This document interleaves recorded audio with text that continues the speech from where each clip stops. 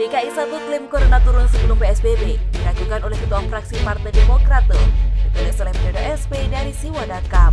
Sebelum kita lanjut, jangan lupa klik tombol subscribe dan nyalakan loncengnya agar tidak ketinggalan informasi terbaru dari Redaksi TV. DKI 1 mulai keluar kata-kata saktinya lagi.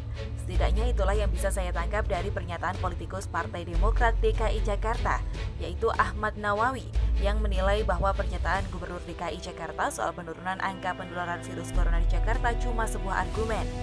Sebagai Ketua Fraksi Partai Demokrat, Nawawi mengaku tidak melihat adanya penularan yang signifikan sebelum pembatasan sosial berskala besar diterapkan di DKI Jakarta yang sekarang disebut oleh Wanabut sebagai masa transisi sebelum menuju new normal.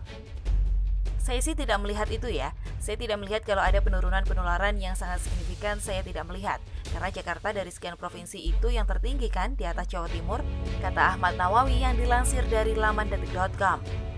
Nawawi juga berkomentar bahwa berargumen atas keputusan atau kebijakan yang diambil merupakan hak dari setiap kepala daerah, tapi soal benar, sahih atau tidak benar dianggapnya perkara lain. Begitu kura-kura yang direspon oleh Ketua Fraksi Partai Demokrat terkait klaim DKI 1 yang seperti biasa terdengar keren, hebat, atau heroik. Tapi fakta di lapangan tidak jarang, ibarat jarak bumi dan langit, beda jauh. Logika awam saya sih begini, kalau memang angkanya menurun sebelum pemberlakuan PSBB di Jakarta memang terbilang aneh. Lah kalau menurun, kenapa diberlakukan PSBB? Pertanyaan selanjutnya adalah ada data validnya apa kagak, Pak Gubernur? Soalnya yang sudah-sudah, ente kan suka kelabakan kalau ditanya soal data yang valid, tapi sukanya bicara data, dan data. Entah data apa yang sering ente maksudkan. Belum lagi ditambah fakta yang berbeda di lapangan dengan sekian banyak pernyataan yang dibikin konferensi pers oleh DKI 1 selama ini. Masih ingat kan ketika orang ini menyebut ada kisaran angka 40.000 sampai 80.000-an kasus corona yang bisa muncul di Jakarta? Datanya dari mana coba? Atau sekadar asumsi yang telah bercampur dengan ketakutan berlebihan plus efek halusinasi? Bagaimana dengan pengakuan bahwa sejak Januari 2020 DKI 1 mengklaim bahwa daerahnya sudah siap menghadapi corona?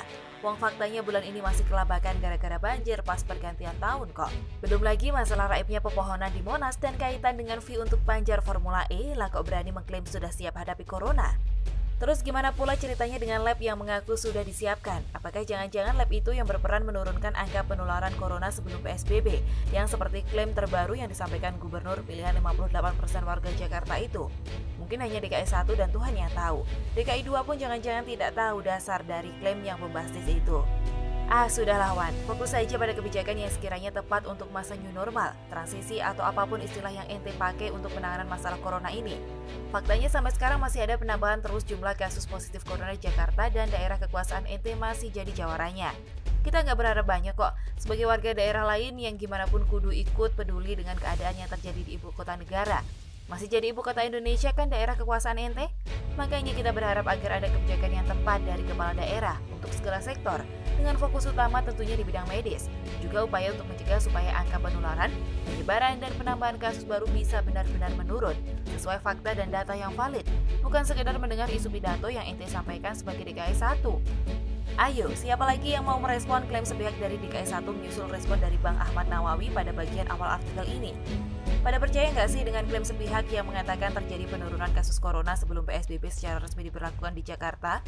Kalau saya sih jelas percaya. Percaya kalau omongan itu asal jeplak dan masih harus ditunjukkan bukti valid agar saya bisa percaya. Lalu bagaimana dengan Anda?